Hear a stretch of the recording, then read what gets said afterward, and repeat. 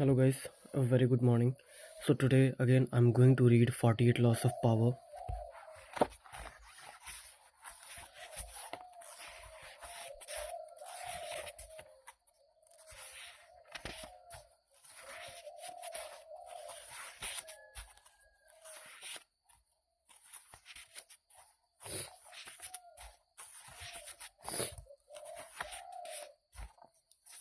Law 33.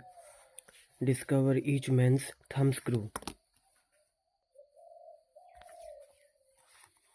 Judgment. Everyone has a weakness, a gap in the castle wall. That weakness is usually an insecurity, an uncontrollable emotion or need. It can also be a small secret pleasure. Either way, once found, it is a thumbscrew you can turn to your advantage.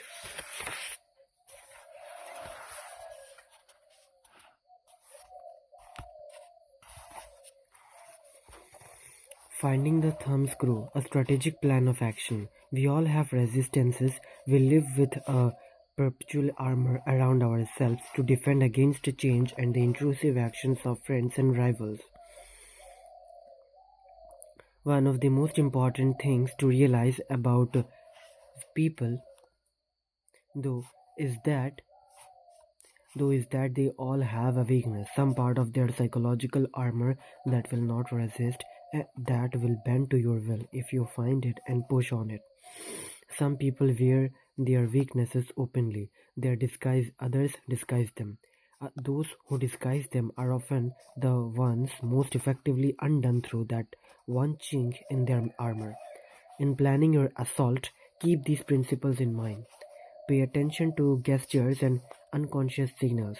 As Sigmund Freud remarked, no mortal can keep a secret if his hips aren't silent. Sigmund Freud remarked, no mortal can keep a secret if his lips are silent. He chatters with his fingertips. Betrayal oozes out of him at every pore. No mortal can keep a secret if his lips are silent. He chatters with his fingertips. Betrayal oozes out of him at every pore. This is a critical concept in the search for a person's weakness. It is revealed by seemingly unimportant gestures and passing words. The key is not only what you know, what you look for, but where and how you look. Everyday conversation supplies the richest mine of weaknesses, so train yourself to listen.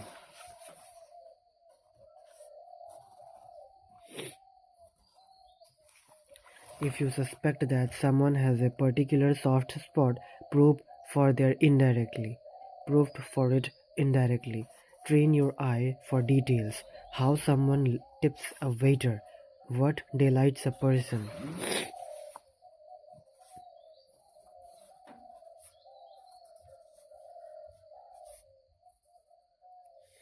Find people's idols, the things they worship and will do anything to get. Perhaps you can be the supplier of their fantasies. Remember, since we all try to hide our weaknesses, there is little to be learned from our conscious behavior. What oozes out in the little things outside our conscious control is what you want to know. Find the helpless child. Most weaknesses begin in childhood, before the self builds up compensatory defenses. Perhaps that child was pampered or indulged in a particular area, or perhaps a certain emotional need went unfulfilled. As he or she grows older, the indulgence or the deficiency may be buried but never disappears.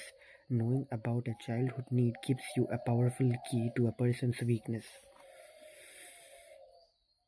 One sign of this weakness is that when you touch on it, the person will often act like a child.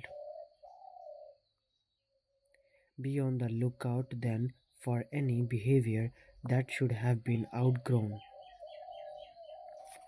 Look for contrast. An overt trait often conceals its opposite. People who thump their chest are often big cowards. The uptight are often screaming for adventure. By probing beyond appearances, you will often find people's weaknesses in the opposites, opposite of the qualities they reveal to you. Fill the void. The two main emotional voids to fill are insecurity and unhappiness. They are the insecure are suckers for any kind of social validation. As for the chronically unhappy, look for the roots of their unhappiness. The insecure and the unhappy are the people least able to disguise their weaknesses. The ability to fill their emotional void is a great source of power and an indefinitely prolongable one.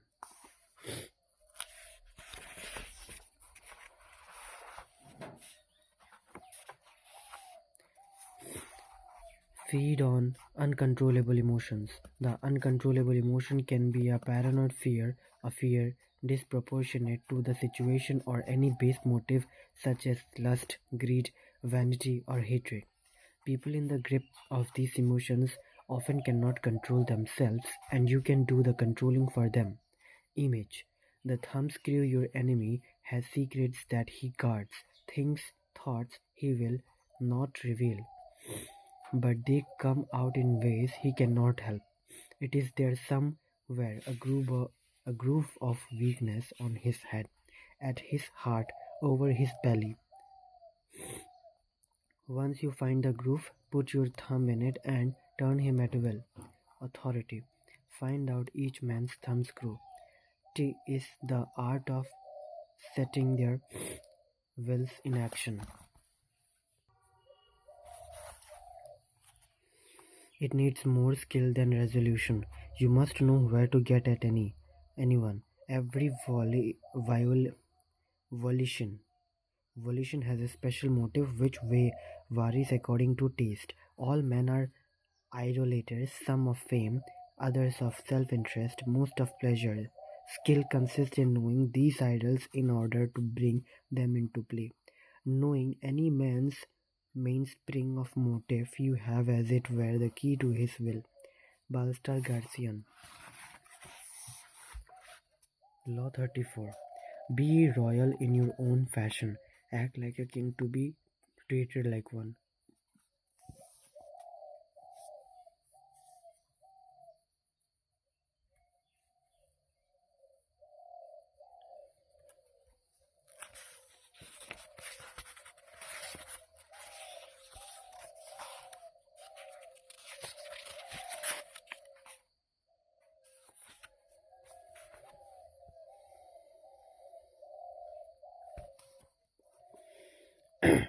Judgment. The way you carry yourself will often determine how you are treated.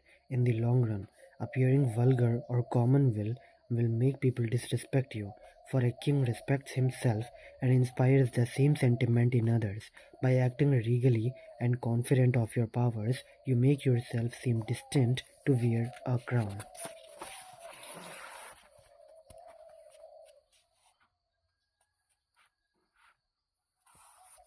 Keys to power. As children, we start our lives with great exuberance, expecting and demanding everything from the world.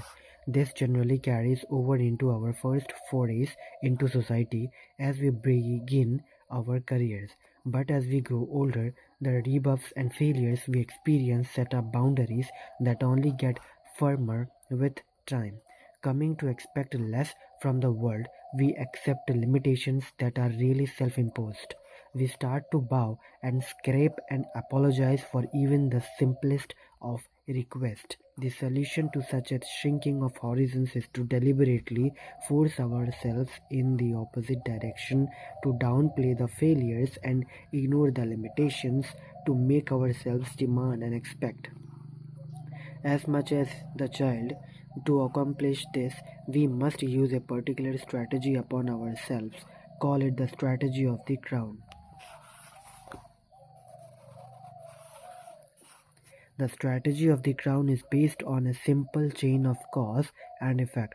If we believe we are destined for great things, our belief will radiate outward, just as a crown creates an aura around a king. This outward radiance will infect the people around us, who will think we must have reasons to feel so confident.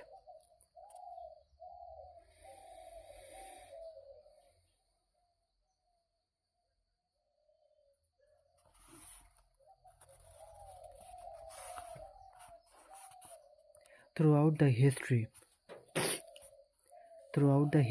people of undistinguished birth, the Theodorics of Byzantium, the Columbus, the Beethovens, the Disraelis, have managed to work the strategy of the crown, believing so firmly in their own greatness that it becomes a self-fulfilling prophecy.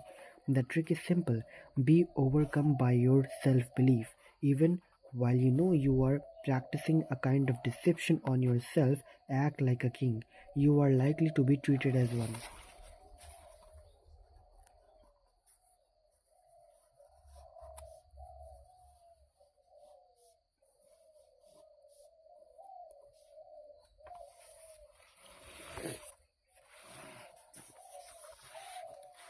The crown may separate you from the other people, but it is up to you to make that separate. But it is up to you to make that separation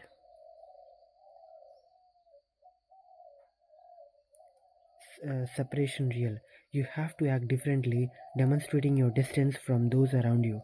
One way to emphasize your difference is to always act with dignity no matter the circumstances.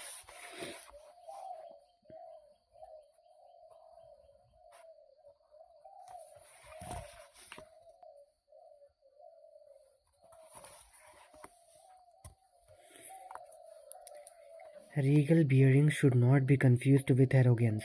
Arrogance may seem the king's entitlement, but in fact it betrays insecurity. It is the very opposite of a royal demeanor. Dignity, in fact, is invariably the mask to assume under difficult circumstances. It is as if nothing can affect you, and you have all the time in the world to respond. This is an extremely powerful pose. Finally, to reinforce the inner psychological tricks involved in projecting a royal demeanor, there are outward strategies to help you create the effect. First, the Columbus strategy.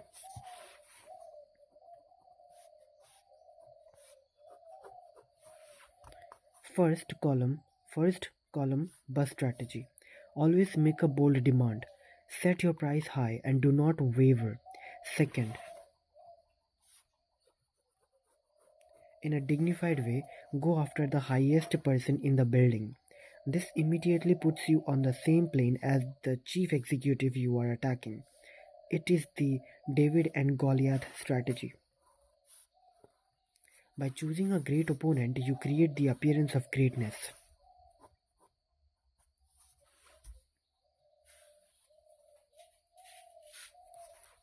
Third,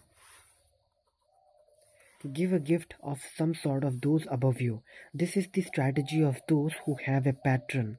By giving your patron a gift, you are essentially saying that the two of you are equal. Remember, it is up to you to set your own price. Ask for less, and that is just what you will get. Ask for more, however, and you send a signal that you are worth a king's ransom.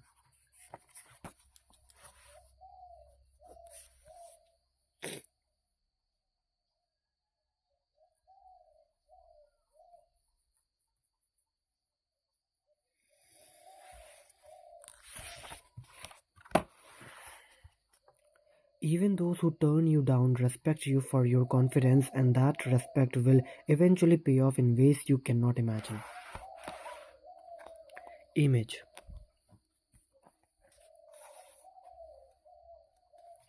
The crown, place it upon your head, and you assume a different pose, tranquil yet radiating assurance. Never show doubt, never lose your dignity beneath the crown, or it will not fit. It will seem to be destined for one more worthy. Do not wait for a coronation. The greatest emperors crown themselves. Authority. Everyone should be royal after his own fashion. Let all your actions, even though they are not those of a king, be, in their own sphere, worthy of one. Be sublime in your deeds. lofty in your thoughts, be sublime in your deeds, lofty in your thoughts, and in all your doings.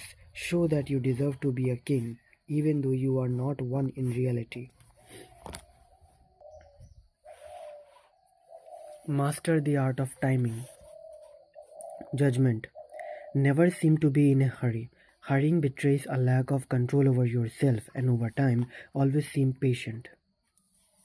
As if you know that everything will come to you eventually, become a detective of right moment. Sniff out the spirit of the times, the trends that will carry you to power. Learn to stand back when the time is not yet ripe, and to strike fiercely when it has reached fruition. And strike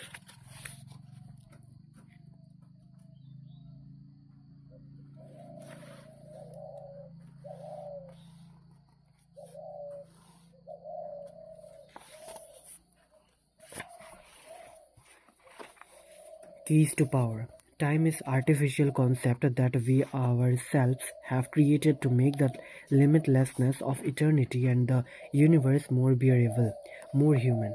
Since we have mm, since we have constructed the concept of time, we are also able to mold it to some degree, to play tricks with it. The time of a child is long and slow, with vast expanses. The time of an adult whizzes by frighteningly fast. Time, then, depends on perception, which we know can be willfully altered. This is the first thing to understand in mastering the art of timing. There are three kinds of time for us to deal with. Each presents problems that can be solved with skill and practice. First, there is long time, the drawn at years long kind of time that must be managed with patience and gentle guidance. Next, there is forced time,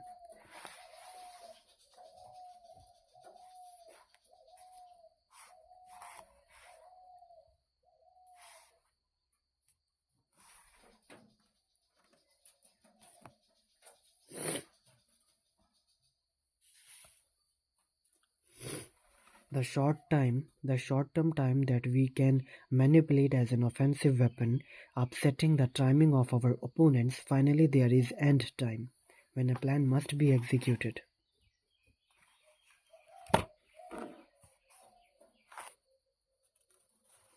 With speed and force, we have waited, found the moment, and must be not hesitate. Long time.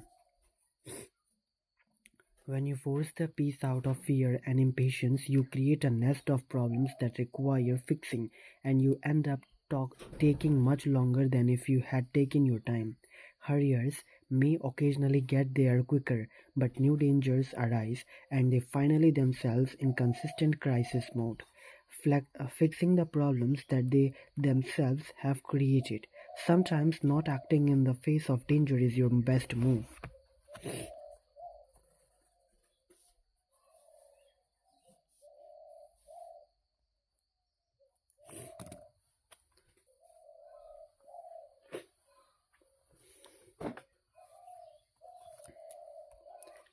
As time passes, it will eventually present opportunities you had not imagined. You do not deliberately slow time down to live longer or to take more pleasure in the moment, but the better to play the game of power. When your mind is uncluttered by constant emergencies, you will see further into the future. You will also be able to resist the baits that people dangle in front of you, and will keep yourself from becoming another impatient sucker. To build your powers to build your powers foundation can take years. Make sure that foundation is secure.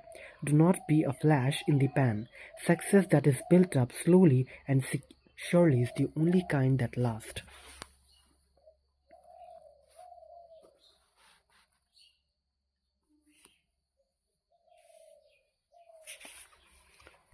Forcing time. The trick in forcing time is to upset the timing of others, to make them hurry, to make them wait, to make them abandon their own peace, to distort their perception of time.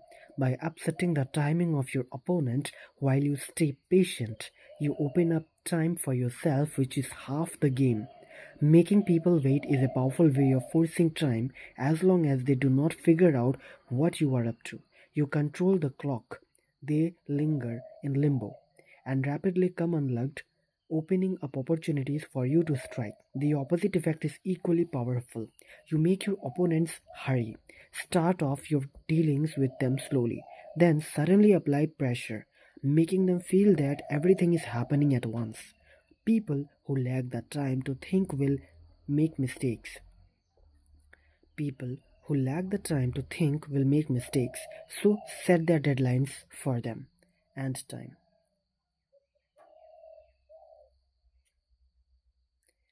You can play the game with the utmost artistry, waiting patiently for the right moment to act, putting your competitors off their form by messing with their timing. But it won't mean a thing unless you know how to finish. Patience is a worthless unless combined with a willingness to fall ruthlessly on your opponent at the right moment. You can wait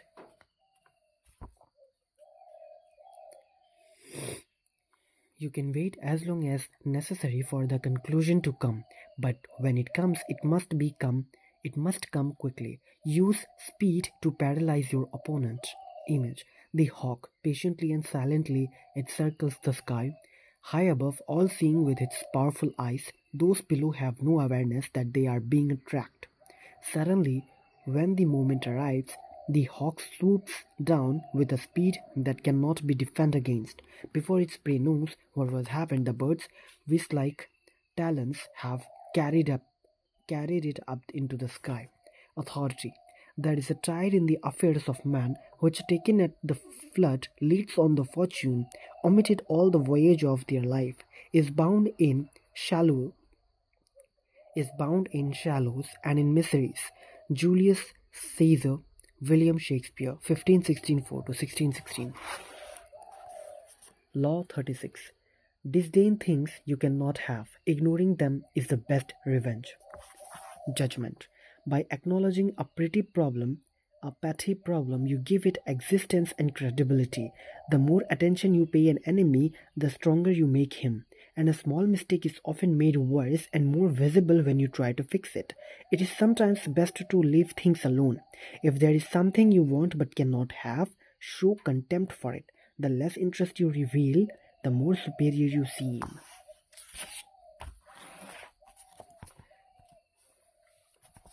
Keys to power. Desire often creates paradoxical effects. The more you want something, the more you chase after it.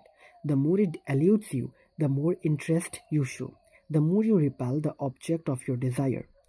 This is because your interest is too strong.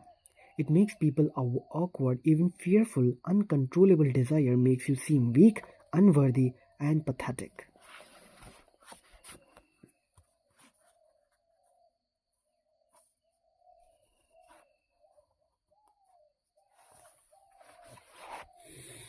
You need to turn your back on what you want, show your contempt and disdain. This is the kind of powerful response that will drive your targets crazy.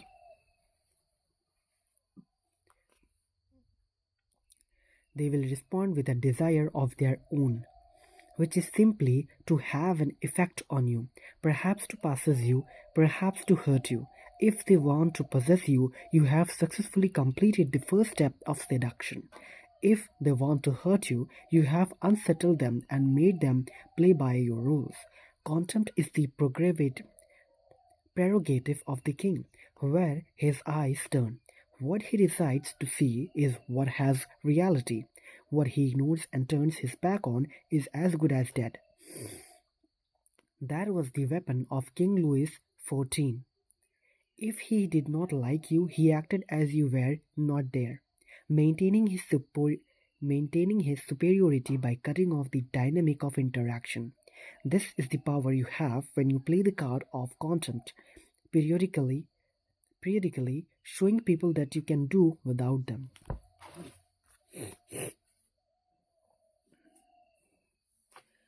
If choosing to ignore enhances your power, it follows that the opposite approach, commitment and engagement, often weakens you.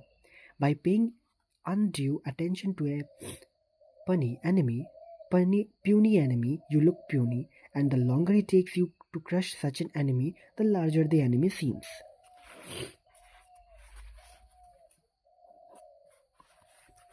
A second danger.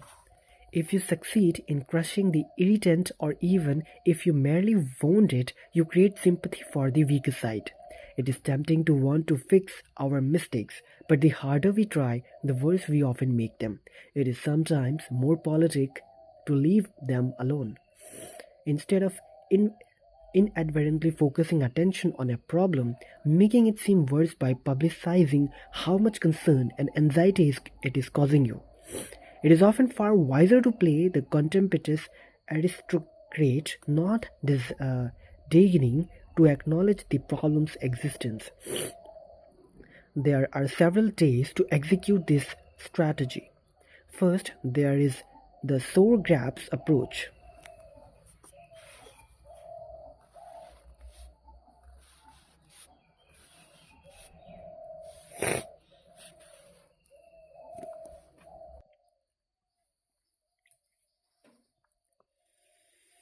First, there is the sore grapes approach. If there is something you want but that you realize you cannot have, the worst thing you can do is draw attention to your disappointment by complaining about it.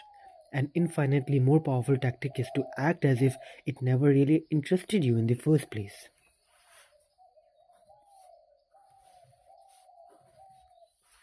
Second, when you are attacked by an inferior, deflect people's attention by making it clear that the attack has not even registered, look away, or answer sweetly, showing how little the attack concerns you. Similarly, similarly, when you yourself have committed a blunder, the best response is often to make less of your mistake by treating it lightly. Remember, the powerful responses to niggling, petty annoyances, and irritations are contempt and disdain.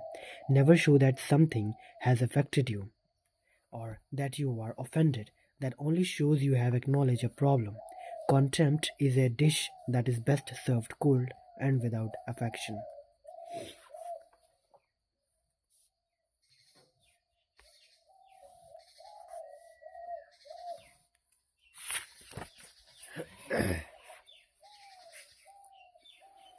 Image: the tiny wound. It is small but painful and irritating. You try all sorts of medicaments, you complain, you scratch and pick at the scab. Doctors only make it worse, transforming the tiny wound into a grave matter. If only you had left the wound alone, letting time heal it and freeing yourself of worry. Authority. Know how to play the card of contempt. It is the most politic kind of revenge. For there are many of whom we should have known nothing if their distinguished opponents had taken no notice of them. There is no revenge like oblivion, for it is the entombment of the unworthy in the dust of their own nothingness. Balster Garcian, 1601 to 1658. So here we are. We have read from 32, 33, 34, 35. Sorry, 33, 34, 35, 36. These are the 4 laws that we have studied today, and I think 37, 38, 39, 40. 3 more videos and this book will be completed. Okay, so 37, this is 38, this is 39, and this is 40. These are the 4 pages, and okay, then 41 to 44 again next video, and then 45, 46, 47, 48. It's a different video. Yeah, so thank you for watching, guys. I hope you enjoyed this narration of this 48 Laws of Power by written by Robert Greene. And if you love to read me more books, then hit subscribe button. And yeah, I'll see you in the next video. Bye bye.